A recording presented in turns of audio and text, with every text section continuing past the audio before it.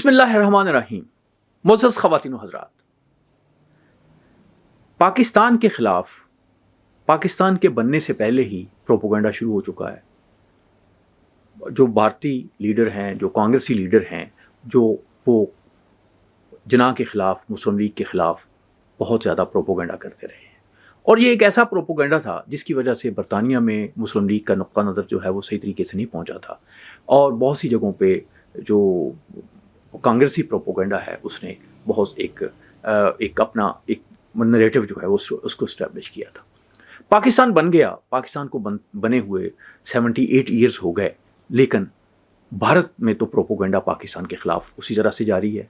वो अब भी चाहते हैं कि पाकिस्तान जो है वो अखंड भारत बन जाए। वो अब भी जिन्ना जो है उसको बुरे लफ्ज़ों से याद करते हैं, डेवल कहते हैं। वो अब भी जिन्ना के ख़िलाफ़ प्रोपोगंडा करते हैं।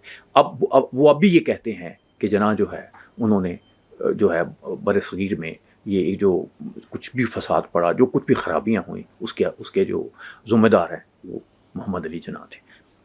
कोई बात नहीं, उन्होंने तो ये बात करनी है, लेकिन पाकिस्तान में भी बहुत से लोग जो हैं वो इस तरह की बात करने से बाज नहीं आते। मैं कई दफ़ा कहता हूँ कि अगर आप पाकिस्तान को मादरे वतन कहते हैं तो जब आप पाकिस्तान के ख़िलाफ़ बात करें तो आप ये जहन में रखें कि ये आप अपनी माँ के ख़िलाफ़ किस तरह से बात कर सकते हैं। अगर इख्तलाफ भी है तो उस इख्तलाफ का जो है वो भी एक तरीका होना चाहिए। लेकिन दो चीज़ों को कंट्रोवर्शियल बनाने की कोशिश की जाती है, एक पाकिस्तान को, नज़रिया पाकिस्तान को, और कायद आज़म मोहम्मद अली जिन्ना को। कुछ दिन पहले, मैं नाम क्या लूँगा, मुझे शर्म आती है कि एक बहुत बड़े हमारे प्रोफेसर हैं और बहुत बड़ी गुफ्तगू करते हैं, और लेकिन मैंने कभी नहीं देखा कि उन्हें पाकिस्तान में कोई चीज़ अच्छी नज़र आई और कभी उन्हें इंडिया में कोई बुरी चीज़ नज़र आई हो। कभी उन्होंने ये बात नहीं की।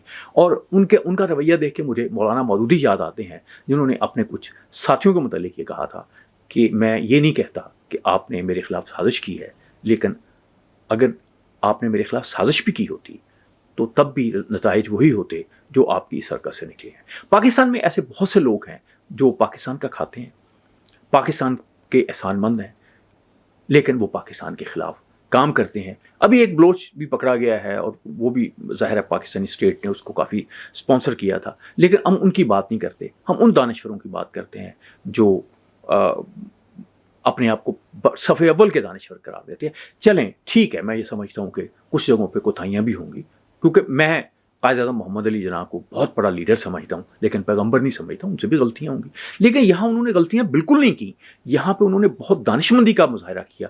वहाँ भी आप उनकी गलतियाँ बनाएं तो बड़ी शर्म की बात है। कांग्रेस और अंग्रेज़ जो हैं वो एक बात करते थे और वो उसका जवाब चाहते थे। वो जवाब इसलिए जिन्ना से चाहते थे कि ताकि मज़ीद प्रोपोगंडे का जो है वो उसके लिए इस्तेमाल किया जाए। सवाल क्या था कि आप पाकिस्तान कैसा होगा, पाकिस्तान का डिफेंस कैसा होगा, पाकिस्तान की दूसरी चीज़ें कैसी होंगी, इसका आप जवाब नहीं देते, इसकी आप तफसील नहीं देते। जिन्ना इसका जवाब देते थे, लेकिन वो इस तरह से जवाब देते थे, इतना मुतवाज़न जवाब देते थे कि मज़ीद जो उनके जवाब को प्रोपोगंडा बनाने की जो है वो गुंजाइश नहीं होती थी, लेकिन बहरहाल वो बना लिया जाता था। ये हमारे ये जो हम बात कर रहा हूँ, मैं जिनका नाम क्या मैं लूँ, मैं उनका एहतराम भी करता हूँ, तो उन्होंने ये बात की कि जी ये जो भी इस वक्त पाकिस्तान में फसाद पड़ा हुआ है, पाकिस्तान में जो कुछ भी इस वक्त हुआ है, इसकी वजह ये है कि जिन्ना जो थे वो तो पाकिस्तान के मंसूबे के मुतालिक क्लियर ही नहीं थे।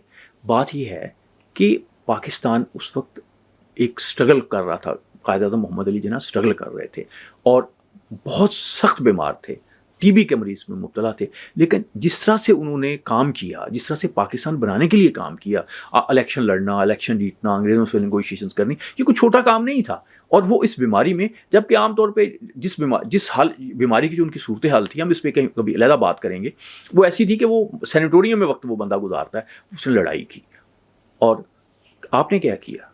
आपने पाकिस्तान में दानिश्वर भी रहे हैं, दूसरे लोग भी, आप भी रहे हैं, आप भी बताएं कि पाकिस्तान को किस रास्ते पे चलना चाहिए। सवाए गलतियां निकालने के, सवाए मायूसी फैलाने के, आप कोई बात नहीं करते। लेकिन मैं कायद आज़म मोहम्मद अली जिन्ना का एक जवाब जो है इस पर कि पाकिस्तान कैसा होगा, और उन्होंने जवाब कैसे दिया, ये मैं पहले भी एक वीडियो में बयान कर चुका हूँ, लेकिन आज मैं फिर करने जा रहा हूँ।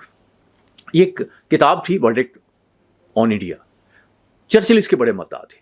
चर्चिल ने अपनी बीवी को भी कहा था अगर इंडिया को समझना है तो इस किताब को पढ़ो, اس کتاب میں قائد اعظم کا عظیم ایشیا کے عظیم ترین لیڈر سے جو ان کا ایک انٹرویو ہے وہ شائع ہوا. یہ شاید واحد کتاب ہے جو بڑی جس میں قائد اعظم کے متعلق ہمیں تھوڑی سی ہمدردی نظر آتی ہے. تو میں وہیں سے تاکہ سیاق و سباق میں غلطی نہ ہو میں سوال بھی پڑھ دیتا ہوں, قائد اعظم کا آپ کو جواب بھی سنا دیتا ہوں, پھر تھوڑا سا میں اس پہ تبصرہ آپ سے کرتا ہوں. قائد اعظم سے سوال کیا گیا کہ آپ پر سب سے عام اعتراض یہ ہے کہ آپ نے پاکستان کی کوئی واضح اور جامع تعریف نہیں کی.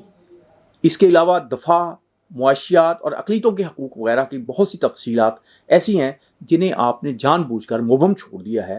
کیا یہ الزام درست ہے؟ یہ وہی الزام ہے جو آج کر رہے ہیں, یعنی 78 سال بعد بھی آپ الزام ہی کو نیا تلاش کر رہے ہیں. الزام بھی کوئی کانگریس والا اٹھا کے آپ اس پہ بات کریں. اب اس پہ جناح کا قائد اعظم محمد علی جناح کا جواب سنیں, اور کتنا آپ اس میں ایک توازن ہے اور کتنا اس میں ایک فراست ہے اس کا.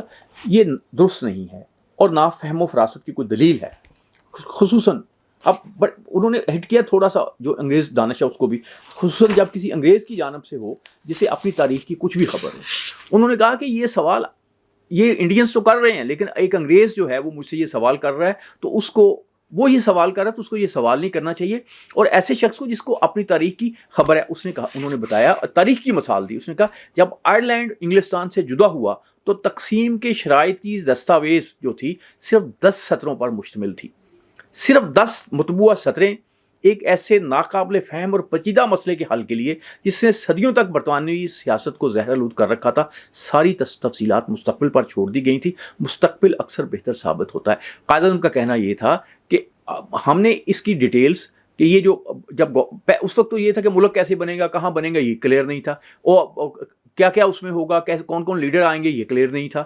جو ملک بنے گا, جو عوام کے منتخب نمائندے ہیں وہ اس کا فیصلہ کریں گے. پیر مانکی شریف کو بھی انہوں نے یہی کہا تھا کہ جس ملک میں جو لوگ ہوں گے, جو پارلیمنٹ کے اراکین ہوں گے وہ مسلمان ہوں گے تو وہ ظاہر ہے اسلام کے مطابق ہی قانون بنائیں گے.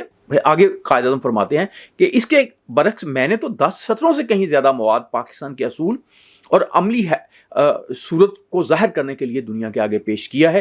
یہ کسی آدمی کے بس کی بات نہیں کہ ساری جزیات اور تفصیلات کو بھی قطعی طور پر فیصلہ کن صورت میں پیش کر دے. ظاہر ہے جب تاریخ آگے چلتی ہے, نئے چیزیں آتی, نئی چیزیں شامل ہوتی ہیں, تو یہ بڑی ایک کلیئر بات تھی. لیکن کانگریس کے لوگ کیوں چاہتے تھے کہ قائد اعظم کو بتائیں کہ ہم یہ چلائیں گے, پھر اس میں نقص نکالیں گے, نقص نکالے کہیں گے یہ تو آپ کا منصوبہ ہی غلط ہے. وہ کہے بغیر ہی وہ اس وقت یہ سارا کرتے تھے. پھر اس نے اور بھی انہوں نے آگے پھر بتایا علاوازی ہندوستان کی تاریخ بھی ثابت کرتی ہے کہ کوئی ایسی تفصیلی دستاویز غیر ضروری اور لا حاصل ہے. گول میز کانفرنس میں جب برما کی علیحدگی کا مسئلہ طے ہوا تب تک کیا کوئی دستاویز مرتب ہوئی تھی؟ ہے کوئی دستاویز جب سندھ ممبئی سے علیحدہ کیا گیا؟ جواب ظاہر ہے قطعی نفی میں ہے کہ ایسی دستاویز کا کہیں وجود نہیں تھا. نہ صرف یہ بلکہ اس کی سرے سے ضرورت ہی نہیں تھی. اصل بات یہ ہے کہ علیحدگی کا اصول تسلیم کر لیا جائے, تفصیلات بعد میں آ جائیں گے. اچھا, اب یہ اتنا جامع جواب ہے. یہاں پہ جو قائد اعظم نے اور جگہوں پہ بھی اس سوال کا جواب دیا ہے. یہ اتنا جامع جواب ہے کہ ہم علیحدگی چاہتے ہیں, اور بنیادی طور پر قائد اعظم تو یہی منوانا چاہتے تھے نا. وہ کانگریس سے, انگریزوں سے یہی بات منوانا چاہتے تھے کہ ایک علیحدگی ہو جائے, پارٹیشن ہو جائے. تو پارٹیشن انہوں نے منوا لی, اور اس میں بہت سی باتیں ہیں جو ہوتی ہیں جب اس طرح کا معاملہ ہو. وہ تو آپ دیکھیں کہ اتنی بڑی پارٹیشن ہو گئی. پاکستان کی لوگ جو حکومت ہے, انڈین جو حکومت ہے, اور دنیا جو مل کے یہ کشمیر کا مسئلہ جو اٹک گیا تھا اس وقت حل نہیں ہو سکا تھا, وہ آج تک حل نہیں ہو سکا. نہ اقوام متحدہ کروا سکی ہے, نہ شملہ کانفرنس کروا سکی ہے. اب انڈینس کو تو کوئی پتہ نہیں کون انہیں سمجھائے کہ دنیا میں جب بھی کوئی مسئلہ ہوتا ہے تو وہ آپ کسی عدالت کے پاس جاتے ہیں, کسی کو سالس متعین کرتے ہیں, پھر آپ خود کرتے ہیں. تو انڈینس سے تو یہ ہر بات سے مکر گئے. وہ کہتے ہیں بس چونکہ ہم کہتے ہیں کہ کشمیر میں ہم یہ نہیں کرنے دیں گے, کشمیر کو وہ کہتے ہیں کہ جی ہم جو ہے وہ بالکل آپ کو تباہ کر دیں گے. تو یہ اس طرح سے بات نہیں. اب اس پہ پہنچ گئے ہیں کہ جی پاکستانیوں کو ختم کر دو, 25 کروڑ پاکستانی دہشت گرد ہیں یہ کیونکہ یہ کشمیر چاہتے ہیں. تو لیکن کشمیر پہ کسی انٹرنیشنل فورم میں کوئی انصاف کی بات جو ہے وہ نہ کریں. جو بات بھی انصاف کی کرتا ہے وہ دہشت گرد ہے, وہ انڈیا اس کے خلاف ہے. تو اگر یہ ایک مینٹلٹی رکھیں گے, کوئی بات نہیں, انڈینس بات کرتے ہیں انہیں کرنی چاہیے, میں اس کے خلاف نہیں. لیکن مجھے دکھ ان دانشوروں پہ ہوتا ہے جو یعنی 78 50 وہ 100 سال پہلے جو بات ہوئی ہے تاریخ کی اس کو اتنا بڑا کر دیں گے کہ نہیں جی اس کی وجہ سے آج جو ہے نا جی ہمارے ملک میں یہ چیزیں ہو رہی ہیں۔ بھائی یہ جو 78 سال آپ کے حکمران رہے ہیں، جو دانشور رہے ہیں، جو قانون دار رہے ہیں، ان کا کوئی کام نہیں تھا، ان پہ بھی آپ ذمہ ڈالیں، تلاش کریں ان کو۔ بدقسمتی پاکستان کی یہ ہے کہ میں یہاں پہ یہ بات کرنا چاہوں گا کہ پاکستان میں جو اسلامی دانشور ہیں انہوں نے اس اینگل سے دیکھا کہ یہاں اسلام نافذ ہونا چاہیے تھا، لہذا اسلام نافذ نہیں ہوا تو یہ مسئلہ ہے، انہوں نے اس اینگل سے تاریخ کو دیکھا۔ جو ہمارے لیفٹ کے لوگ ہیں، جو لیفٹ کے لوگ ہیں، اور انہوں نے اس انداز سے دیکھا کہ چونکہ یہ جو ہمارے جو پرائرٹیز ہیں، جو ہماری جو جس طرح سے ہسٹری کو دیکھتے ہیں اس طرح سے نہیں ہوا، انہوں نے اس طرح سے چیزوں کو نہیں دیکھا، اس طرح سے ساری چیزیں نیگیٹو آ گئیں۔